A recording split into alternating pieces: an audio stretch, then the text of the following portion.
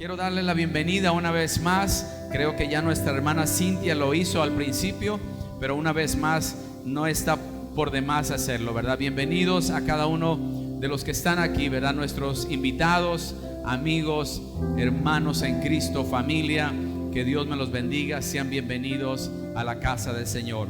¿Cuántos estamos preparados ya para la palabra que Dios tiene para nosotros en este día? Quiero invitarlo en esta mañana a que vaya conmigo al libro de Marcos, en el capítulo 11, el versículo 7 en adelante. Libro de Marcos, capítulo 11, versículo 7 en adelante. Si usted ve a alguien por allí que no tiene una Biblia con él o con ella, le invito a que pueda compartir la palabra de Dios. Si usted tiene también, mientras que usted encuentra estos textos, ahí a un lado una silla que está ocupada con una bolsa o algo, le pedimos si la pudiera desocupar para que más hermanos que están en la parte de atrás puedan también tener un asiento y podamos apoyar a nuestros hermanos que están sirviendo en el acomodo de las almas que están llegando a la casa del Señor. Marcos capítulo 11, versículo 7 en adelante. Hemos estado hablando, hermanos, muy de cerca, ¿verdad?, sobre estas fechas que son muy conocidas para nosotros tal vez en lo exterior, pero ya en lo interior tal vez necesitamos prestar atención a cada uno de estos sucesos. Y en este tiempo, hermanos, como ustedes saben, ¿verdad?, estamos entrando en lo que es la Semana Santa, la Semana Mayor, y para nosotros como creyentes, déjeme decirle esto entre paréntesis, es una semana muy importante, muy importante. No es momento, hermanos, ¿verdad?, de desconectarnos. Cuando usted comienza a leer toda esta escritura de lo que en sí es la Semana Santa, se va a dar cuenta que en nuestra cultura estamos haciendo lo incorrecto. Por eso la iglesia tiene que marcar la diferencia. En este tiempo, hermanos, vemos cómo el Señor Jesús entra cumpliendo con una profecía, cómo Él está recibiendo allí en Betania, ¿verdad?, adoración de parte de María, cómo hay una familia que lo recibe, cómo es algo muy diferente, hermanos, lo que se celebraba en aquel entonces a la manera o la forma en la que se celebra la Semana Santa.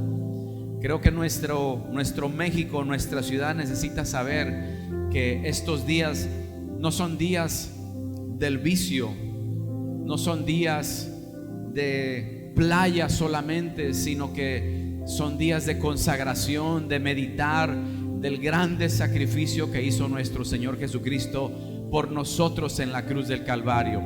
Y creo que es de grande bendición y un tesoro que tenemos ahí en nuestras manos por medio de la palabra del Señor. Ya lo tenemos todos, hermanos. Muy bien. Marcos capítulo 11, versículo 7 en adelante, dice la palabra del Señor, en el nombre del Padre, del Hijo y del Espíritu Santo. Y trajeron el pollino a Jesús y echaron sobre él sus mantos, y se sentó sobre él. También muchos tendían sus mantos por el camino, y otros cortaban ramas de los árboles y las tendían por el camino. Ayúdame con el 9.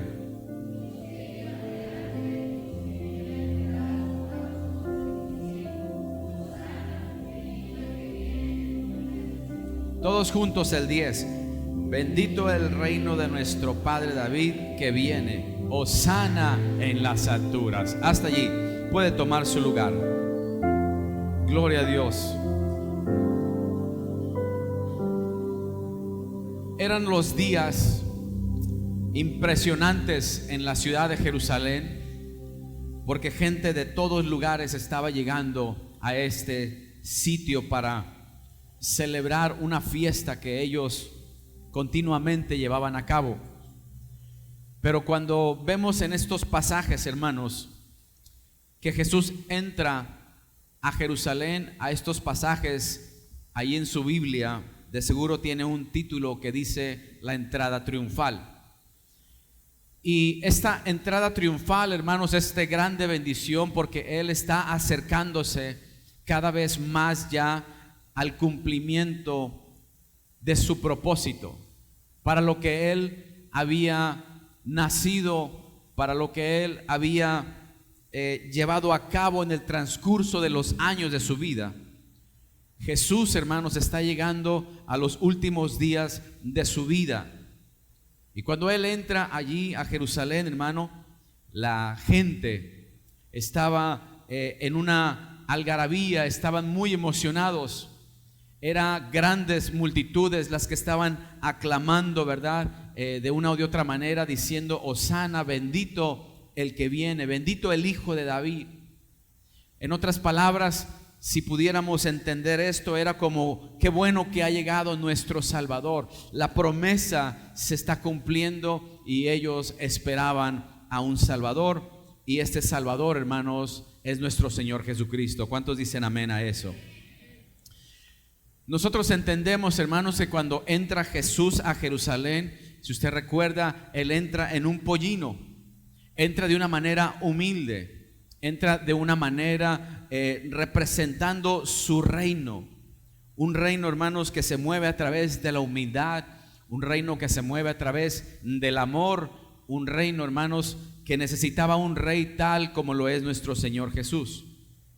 Y si nosotros prestamos atención a todo lo que estas escrituras hablan, conforme vamos leyendo ahí en el libro de Marcos, usted puede ir mirando, hermanos, cómo va entrando a Jerusalén un rey. La Biblia dice que cuando Él nació, aquellos sabios del oriente estaban siendo guiados por una estrella y de pronto se detienen por ahí y preguntan y dicen: ¿dónde está el rey que ha nacido?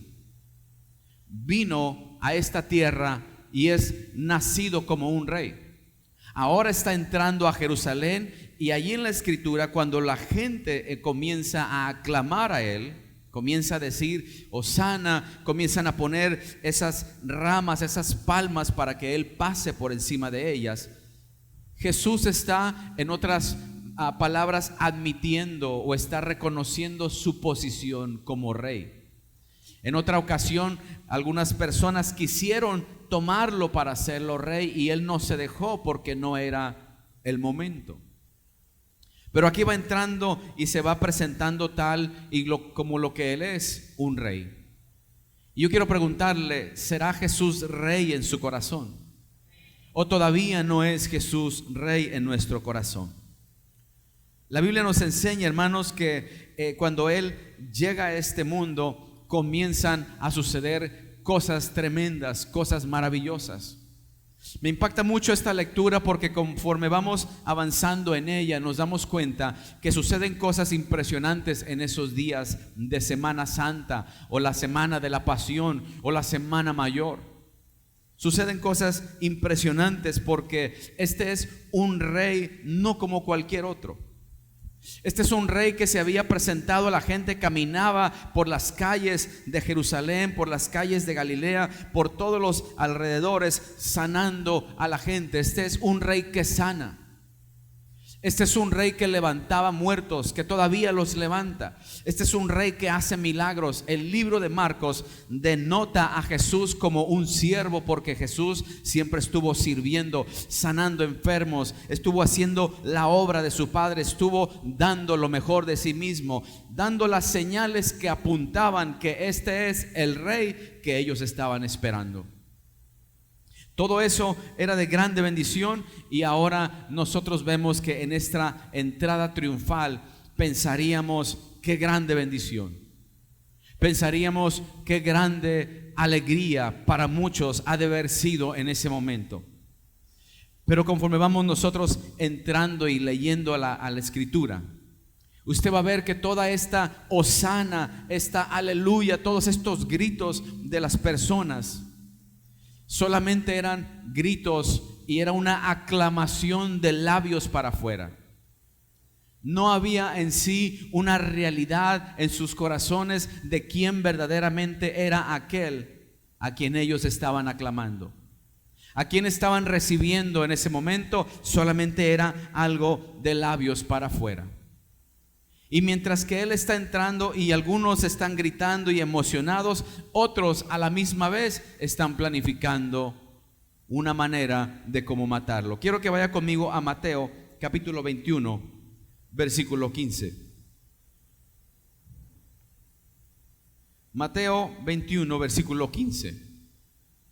Este rey que iba entrando, este es un rey que la gente pudo ver maravillas que él hacía.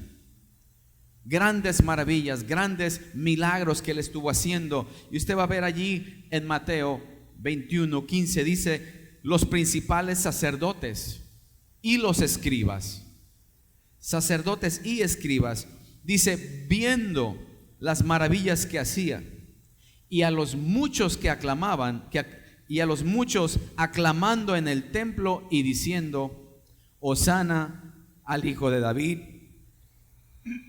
se indignaron. Se indignaron de tal manera porque la alabanza no era para ellos, porque la atención estaba siendo sobre Jesús, y se indignaron. Y de ahí para adelante ya ellos estaban tramando una manera de cómo deshacerse de él. ¿No le parece impresionante cómo de pronto en medio de una multitud hay gente alabando a Dios? Cómo en medio de una multitud hay personas que están en otro mundo. Cómo en medio de una multitud, aunque hay mucha aclamación al Rey de Reyes y Señor de Señores, Jesús siempre esclarece quién verdaderamente le adora de corazón y quién solamente le alaba de labios para afuera. Porque este rey, conforme va entrando a Jerusalén, es un rey que descubre todo. Es un rey de verdad, y donde él entra, la mentira tiene que huir. Es un rey que donde entra él es la luz, y las tinieblas tienen que huir. Por tanto, cuando Jesús entra a Jerusalén, es como cuando entra a nuestro corazón. Y cuando entra este rey que hace maravillas, por eso nosotros podemos ver cómo él empieza a hacer grandes cosas impresionantes en nuestros corazones. Cómo nuestra vida está siendo transformada porque ha entrado el rey no a Jerusalén, pero ha entrado a nuestro corazón. Por eso cuando se hace la invitación a que dejemos entrar a Jesús en el corazón, es para que entre el Rey de Reyes, para que entre el que todavía sana, para que entre el que hace maravillas, para que entre la luz, para que el perdido pueda tener un camino que seguir, para que el que estaba muerto pueda experimentar la vida, porque Jesús es el camino, Él es la verdad, Él es la vida. Dígale a su vecino: tenemos a un gran rey. Despiértemelo ahí, dígale: tenemos a un gran rey. Aparte de esto, nosotros vemos, hermanos, cómo Jesús, conforme llega a Jerusalén, se va al templo. Y cuando llega al templo, usted ha de recordar aquella escritura donde él comienza a volcar las mesas. Él comienza a decir, ¿verdad?, que su casa debería ser de casa de oración y no una cueva de ladrones. Porque el propósito del templo no era ese. Entonces, este es un rey que limpia. ¿Cuántos queremos a un rey que limpie nuestro corazón? Decimos amén, como los que decían Hosana. Pero en realidad, cuando llega el rey con su escoba espiritual, cuando llega el rey con la convicción del Espíritu Santo, cuando los textos de la palabra confrontan nuestra mentira y nuestro pecado, nosotros posiblemente, si no somos mansos y humildes como el Señor, vamos a terminar crucificándolo como lo crucificaron aquellos que gritaban Hosana. Porque cuando Él llega con la escoba, cuando Él llega con la limpieza, Él llega barriendo todas las esquinas habidas y por haber de nuestro corazón. Porque Él quiere que nuestro templo esté completamente limpio. ¿Cómo está nuestro templo en este día? ¿Cómo está nuestro corazón en este día? ¿Estará dispuesto o disponible o en buenas condiciones para que entre el Rey? ¿Habrá sido ya limpio antes de que Él llegue, para que Él no tenga que trabajar tanto, sino que solamente llegue y repose? Él no se fue al palacio de Herodes, Él no se fue al palacio del gobernador en ese momento. Él se fue directamente a su palacio, que es el templo, la iglesia, donde Él tenía un propósito que cumplir. Él se fue ahí. Y yo creo que el Señor Jesús sigue interesado en meterse en nuestros corazones todos los días. Él está interesado en la condición de nuestro corazón. Esta entrada triunfal es impresionante. Nos damos cuenta que la gente lo recibe. Hay una grande aclamación. Hay algo correcto que el Señor hace. Permite que pongan esas palmas. Permite que lo aplaudan, que lo reciban, porque creemos que el pueblo está entendiendo lo que está haciendo. Pero también vemos que esa reacción del pueblo, aunque era superficial, entre comillas, era lo correcto que hicieran. Solamente faltaba que eso exterior se conectara en una realidad aquí en el interior. Nuestro problema como hijos de Dios en este tiempo en el que vivimos, si Cristo regresara y entrara por las puertas de Colima y regresara a ver cómo están los templos, a regresar a ver cómo está la iglesia, no las 4 paredes, porque estas pueden estar incompletas. Pero Jesús no regresaría para meterse a 4 paredes. Si Jesús entrara y tuviera una entrada verdaderamente triunfal en nuestros corazones, entonces encontraría hombres y mujeres piadosos que le buscamos, que le alabamos, o qué es en sí lo que Él encontraría. Pregúntale a tu vecino, ¿qué va a encontrar Jesús en tu corazón?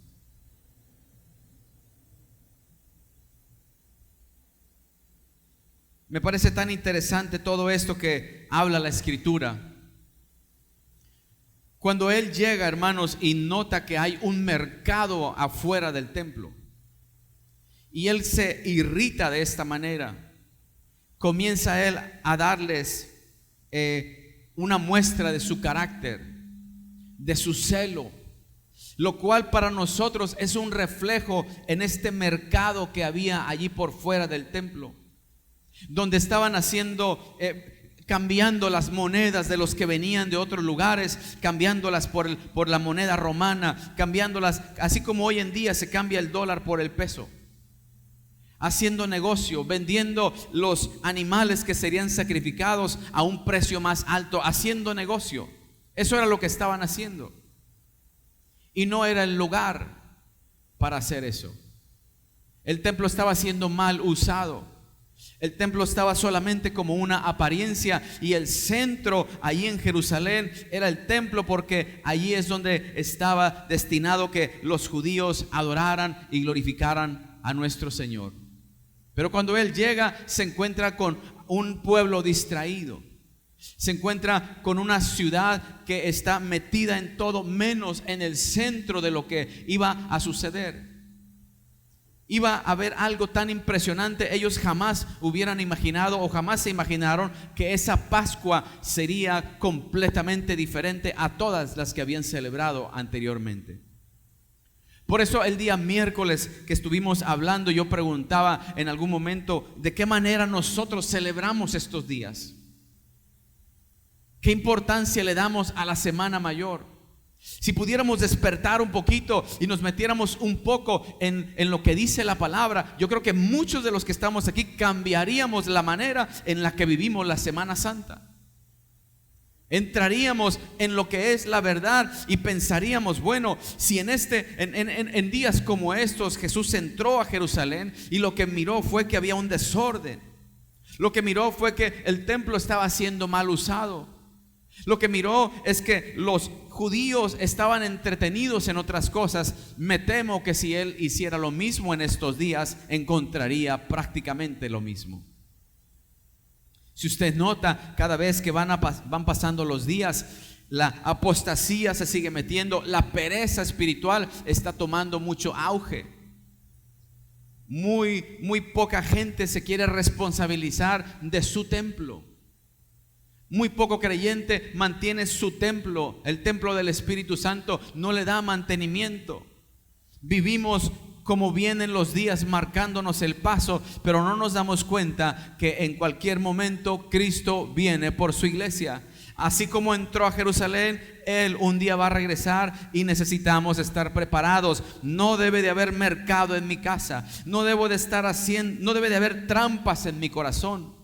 No debería de haber fraude en mi vida. Debería de estar limpio el templo, la iglesia. Deberíamos de estar preparados para cuando Cristo venga por nosotros. ¿Cuántos se alegran de que Él viene por nosotros? Zacarías 9:9, abra su Biblia conmigo rápidamente. Zacarías 9:9. Dice: alégrate mucho, hija de Sión, da voces de júbilo, hija de Jerusalén. He aquí, tu rey vendrá a ti. Eso lo dijo Zacarías. Ahora, años más adelante, se está cumpliendo esa palabra al pie de la letra. Note los sucesos importantes que estaban ocurriendo en ese momento.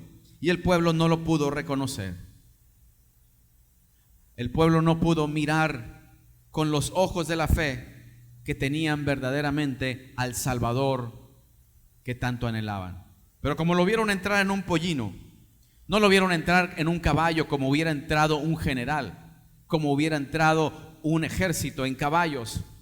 Él entró humildemente. Y por muchas razones el pueblo judío lo rechazó. Hoy la gente sigue rechazando a Jesús. Tú le hablas a alguien de Jesús y te dice: yo ya tengo a Jesús, pero vive una vida completamente apartado o apartada del servicio a Dios, de la consagración a Dios. Y como miles de veces lo hemos dicho de aquí del púlpito, no con una religión, pero lo que necesitamos es una relación con el Rey de Reyes y Señor de Señores. ¿Sí está la iglesia conmigo en este día? Algo que me impacta, hermanos, y que quiero que le prestemos un poquito de atención, es algo que sucede después de que Él toma estas acciones en el templo.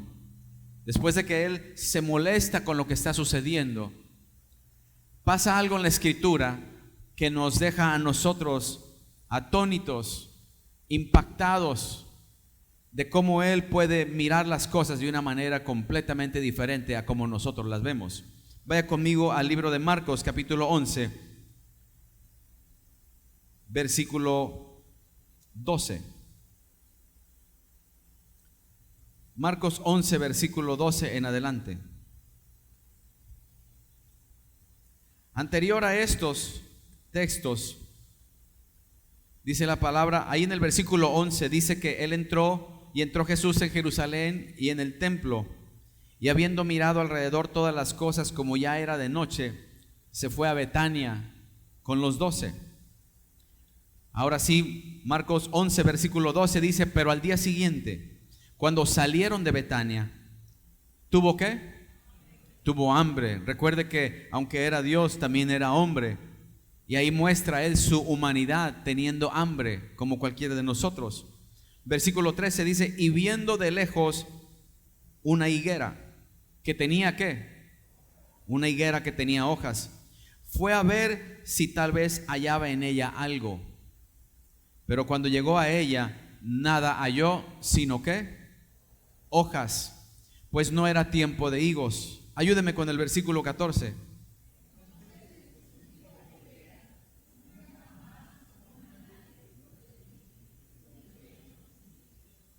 Nunca más.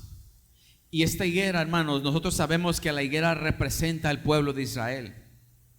Y la ve de lejos. Ve su aspecto de ella. Él se acerca a la higuera para ver si había fruto, porque tenía hambre. Pero al ver que no había nada, la maldice. Y usted ya conoce este relato. Después vuelven a la higuera y la higuera ya no está como estaba. La Biblia enseña, hermanos, cómo todo esto representa al pueblo de Israel. Y el pueblo de Israel tenía un aspecto, era una nación que había sido creada por Dios, formada por Dios, para que fuera de ejemplo a las demás naciones. Era una nación que se suponía que debería de dar fruto, tratando de dar muestra y ejemplo de cómo se adora al único Dios, al verdadero Dios, porque alrededor había ciudades paganas que tenían otros ídolos, pero ellos eran la muestra de cómo debería de hacerse todo. Es más, tenían el templo, tenían todo. Por fuera era como una higuera muy frondosa. Por fuera era como una iglesia como una higuera que aparentaba algo muy precioso y que posiblemente se veía cargada de fruto por fuera. Y Jesús mira desde lejos Y dice, voy a ir y voy a ver qué puedo comer de ella, a ver si encuentro algo porque tengo hambre. Note la humanidad de Jesús en cuanto al hambre, pero note la divinidad de Él cuando maldice a la higuera y a otro día prácticamente la higuera está sin vida. Ya no va a dar fruto.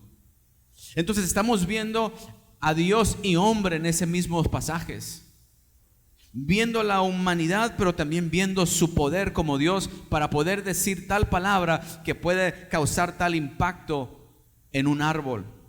Lo mismo le pasó a Israel. No reconocieron al rey que venía entrando para ver si había fruto. El templo solamente era una apariencia para ellos, porque lejos de adorar a Dios, estaban desviados de Él.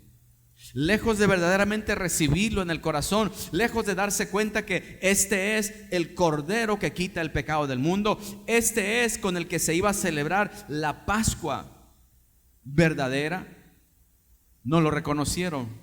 No había fruto en Israel. Más adelante la palabra enseña cómo Israel fue destruida. Cómo fue destruida, cómo fue tomada esta nación más adelante. ¿Por qué? Porque la maldición llega cuando nosotros, hermanos, estamos completamente separados y alejados de Dios. La Biblia dice, por cuanto todos pecaron, están ¿qué? Destituidos ¿de qué? De la gloria de Dios. ¿A qué venía Jesús a Jerusalén? Usted puede meditar un poquito en eso. ¿A qué venía Jesús a Jerusalén? ¿A qué venía, hermanos? Lo hemos estado hablando todo este tiempo. ¿A qué venía? ¿Qué sucede en la Semana Santa, pues? ¿Qué pasa? En estos días más adelante, ¿qué se va a celebrar? ¿O qué es lo que se conmemora? ¿O qué es lo que recordamos? ¿O qué es lo que el mundo entero también dramatiza? ¿La qué? La muerte del Señor Jesús. Él venía a morir. ¿A morir por quién? ¿Nosotros quiénes? Los pecadores. A eso es que Él había llegado a Jerusalén. Ahora ya no estaba huyendo, ahora Él solito, Él viene y dice, a mí nadie me va a quitar la vida, yo solo vengo y la entrego, porque es un propósito el que Él estaba cumpliendo. Porque es un propósito el que Dios quiere dejar bien sentado en nuestros corazones. Dios espera fruto de su pueblo. Dios espera que nosotros hagamos o demos frutos de nuestro arrepentimiento. Si nosotros fuéramos la higuera, Él podría cortar frutos de arrepentimiento o no encontraría ningún fruto en nosotros. Porque no es posible, hermano, que solamente vayamos a quedarnos allí en un marco donde solamente hemos profesado que somos cristianos, pero que nunca haya fruto. La falta de fruto significa, hermanos, que no hay una conexión con la vida de Cristo. Que no hay la vida que está siendo transmitida a nosotros porque no hay fruto. Por eso yo quiero repetir y decir, hermano, lo que muchas veces hemos dicho de aquí del púlpito. Un creyente que no da fruto, mire, humildemente deberíamos de cuestionar si verdaderamente somos creyentes. Un creyente que nunca va a tener el deseo de servir a Dios, no sé en dónde se encuentra algo así. No sé qué tipo de evangelio nos hayan vendido antes, pero déjame decirte, el evangelio que está aquí en la palabra de Dios me dice que el Salvador vino para morir por mis pecados. Y como muere por mis pecados, entonces Él da su vida por la mía. Él paga el precio. Entonces Él, al darme vida, ahora yo resucito de entre los muertos espirituales, porque vivía en pecado, en el vicio, en la mentira, en el fraude, en todo lo que usted quiera, en todo lo que antes vivíamos y hacíamos con el viejo hombre. Entonces, en agradecimiento, ¿qué va a hacer esta alma que estaba perdida? En agradecimiento, lo que tiene que hacer es servirle al Rey de Reyes y Señor de Señores. ¿A poco no queda claro eso? Es claro. Entonces pregúntale a su vecino, dígale, ¿en qué sirves en la obra de Dios?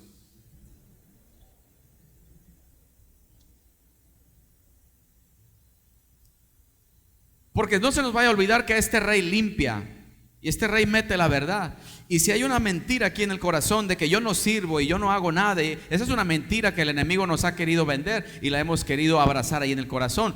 Pero la verdad, cuando entra, nos incomoda. Pero si nos incomoda es porque está provocando cambios. Entonces cuando entra por Jerusalén, incomodó a los sacerdotes y a los escribas.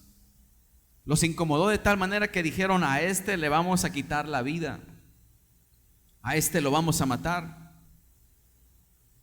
Pero no iban a poder hacerlo a escondidas. Él solo se iba a entregar. Note, hermano, el aspecto de la higuera: frondosa, pero sin fruto. No había una convicción en el corazón de los judíos. No había un corazón entregado al Señor. No había. Yo creo que no hay mejor, hermano, tiempo que para poder hablar del propósito de Cristo, y que muchos de los que hemos estado tal vez desviados en estos días, hermano, Dios tenga misericordia de nosotros y podamos corregir o enderezar nuestro camino. Me impacta tanto porque tenemos a un rey tan humilde que no nos está hostigando. Tenemos a un rey que, teniendo el poder habido y por haber, hermano, lo que hace es que Él viene y se presenta delante de nosotros como el más humilde. Y lo vemos sirviendo a su Padre. Lo vemos haciendo cosas, hermano, solo para el beneficio nuestro. Lo vemos, hermano, como Él entra, ¿verdad?, alegre ahí a Jerusalén, a su ciudad, pero sabiendo que en pocos días su vida le llegaría al final. Se entregaría a Él, y los mismos que pusieron las palmas, los mismos que gritaban Hosana, después, más adelante, son los mismos que decían, ¿qué decían? Dígalo más fuerte, ¿qué decían? Crucifícalo. Mateo 7:21 dice esto: no todo el que me dice Señor, Señor, entrará en el reino de los cielos, sino el que hace la voluntad de mi Padre que está en los cielos. De igual modo como Él entró a Jerusalén, de igual modo como Él se paró junto a esa higuera, de igual modo así es para nosotros. Mientras que yo escribía y meditaba en este sermón, hermano, quiero decirle que mi corazón se estremecía, porque yo decía: Señor, yo espero que cuando tú regreses por tu iglesia, no vaya a haber un mercado aquí en mi corazón. No vaya a estar yo haciendo negocios en el sentido, negocios turbios. No vaya a estar yo viviendo una vida de pecado cuando tú entres o cuando tú vengas por tu iglesia. Quisiera yo aprender de esta reprensión, porque ya Jesús los había reprendido anteriormente, textos atrás o capítulos atrás. Ya el Señor había hecho eso en el templo, y solamente lo hicieron por un momento, pero después otra vez plantaron sus mesas y otra vez montaron el mercado. Esa es la razón, hermano, por la cual nosotros queremos enseñar en la iglesia. En la iglesia no debemos de andar haciendo negocio nosotros. Muchas veces hemos querido ya parar con tanto de lo que se ha hecho de la venta, porque creemos que Dios puede suplir. Pero en sí, poner mesas, poner cosas allá afuera para vender una cosa y otra, no podemos, jamás lo necesitaremos hacer, porque este no es el lugar para hacer ventas, este no es el lugar para hacer negocios, este es el lugar para adorar y glorificar a Cristo Jesús. Este es el lugar donde debe de llamarse casa de oración, donde los que venimos afligidos venimos a orar y venimos a unirnos en oración con otro que también tiene necesidades. Que le demos pues el sentido correcto a la casa de oración. Que donde quiera que estemos, nuestra vida pueda reflejar un hosana verdadero al Señor, pero con una convicción interna de que hemos sido impactados por la palabra, de que verdaderamente la palabra de Dios nos ha cambiado, y que no solamente venimos a sentarnos en una banca y al salir aquí de la puerta volvemos otra vez a lo mismo. Dios quiera, hermano, que cuando venga Cristo por su iglesia, globalmente hablando, no nos vaya a encontrar en un mercado, no nos vaya a encontrar solamente con una apariencia como la higuera, llenos de hojas pero nada de fruto, estériles. La palabra del Señor enseña que si algo a Dios no le agrada, es algo que está estéril. Por eso aún en la palabra enseña, hermano, como a mujeres que no podían tener hijos y ellas clamaban y buscaban del Señor con todo su corazón. Algunas de ellas, Dios, hermano, permitió que la vida pudiera entrar en su vientre. Hay algo que a Dios no le agrada, y es que nosotros, hermano, vayamos a estar en esas condiciones. Hoy ya nosotros no estamos en la ignorancia. Hoy ya tenemos una palabra que nos enseña que cuando Él entró a Jerusalén, entró para ser sacrificado. Entonces yo reconozco que en esa semana fue una semana ardua para el Señor, que aunque Él venía cumpliendo un propósito, estuvo atravesando por adversidades, por cuanta pecaminosidad que había en el pueblo. Estuvo luchando. Tenía hambre y ni siquiera pudo comer un fruto de la higuera. Quiso ver si su templo estaba en las condiciones correctas, y el templo estaba, vaya, como decimos aquí en México, patas para arriba, disculpe la expresión. No había nada, no había algo que él pudiera, ¿verdad?, decir, wow, al menos esto está en orden. Pero eso no lo desanimó. Él siguió adelante. Los días transcurrieron, y aunque tuvo que enfrentar todo eso, él tenía muy claro su propósito. La visión de él la tenía clara. Había un amor impresionante, hermano, que él estaba diciendo: estoy acercándome, ya casi se acerca el momento en el que tengo que ser sacrificado. Fue una semana donde nosotros deberíamos de meditar y pensar: la salvación no es gratis, hermano. Siempre hemos dicho, la salvación es gratis. Déjame decirle algo: no es gratis. Alguien pagó por ella. Alguien derramó su sangre. ¿A poco no nos impacta eso en el corazón? Si hoy estuviéramos viviendo en pecado, recuerda que la Pascua significa que cuando su sangre nos cubre, nos limpia, nos perdona, nos arranca la culpa, se la pone Él, y Él es el que lleva toda nuestra culpa. Por eso debe de impactarnos el que nosotros conmemoremos, recordemos días como estos, donde se celebra la Pascua, donde nuestro Rey fue crucificado, donde el Cordero de Dios, el que quita el pecado del mundo, derramó su sangre que nos trajo la paz entre Dios y los hombres.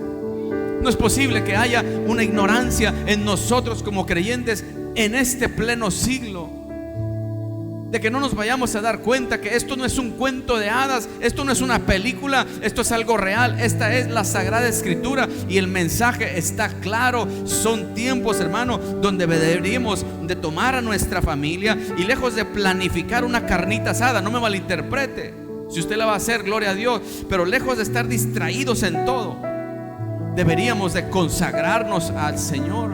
Deberíamos de abrir las Escrituras, desempolvar la Biblia, que tal vez en semanas no se ha abierto.